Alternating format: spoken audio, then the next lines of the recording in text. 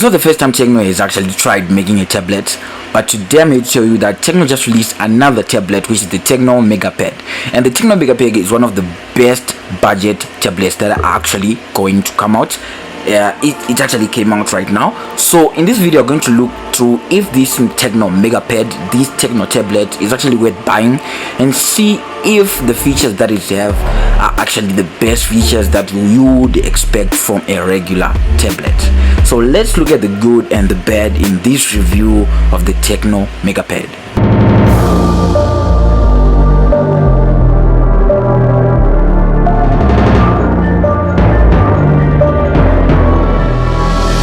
First thing we need to talk about right now is going to be the unboxing. And starting off with the unboxing experience, there is one thing that I really like about this MegaPad 10. The first thing that you get from the box is going to be the case itself. So this is very uncommon for a budget level tablet, but we're actually getting this on this Tecno MegaPad 10. Next up, we get the user manual that no one's going to read, the Type-C to C cable, the 20-watt charging brick, and the funny thing about this again is that you're getting a 20-watt charging brick even though the phone itself supports 18 watts charging. And charging the phone, you're going to spend a maximum of somewhere around 2 hours to charge the phone from 0 to 100%, obviously.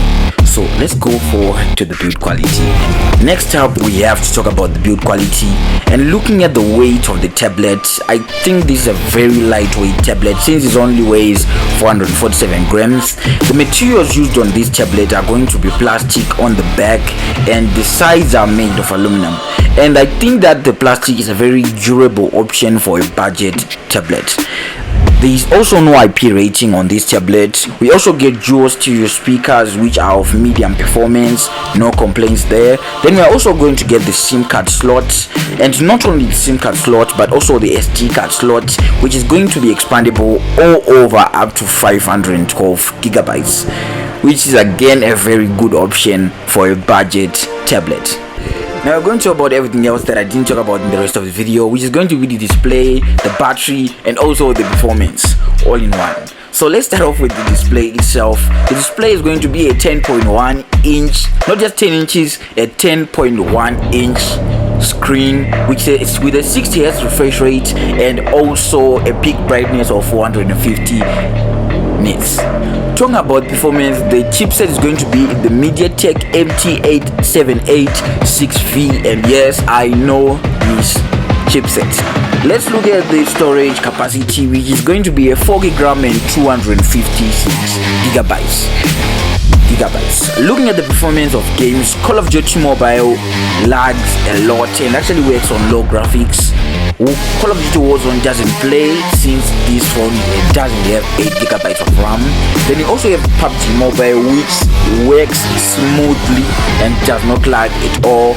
And also you can actually play some low level games like New Racing 3, which are actually work on low graphics. They work on high graphics, these low level games. But if you want to play high level games like Call of Duty Mobile, you're going to need to put the settings on lower graphics, and no one wants that. The camera, I'm not going to talk about that. No one really wants to buy a tablet to use it to take pictures, so you're going to research on your own. And another thing is going to be the battery. It's a very big battery, 7,000 milliamps, and I think that's all about this phone. After all we have said right now, I think you've seen that almost everything about this phone is good, but not everything is good as it seems.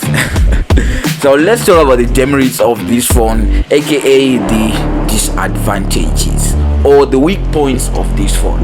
The first thing that you need to know about this phone is that there's going to be low gaming performance, and I think you know about this. And because of the low peak brightness, using this phone outdoors is going to be very hard. And another thing, demerit number three, it has no IP rating, which means that there's no certified water resistance. Of course it might be water resistant there and there, but I don't think you should go out swimming with it. Why would you do it anyway? So thanks so much for watching this video, and please subscribe to the channel. Comment down below if you need any more tips, tech tips. I will be making more videos soon, and thank you so much for the support. We're actually at 72 subscribers. Woo-hoo. Peace.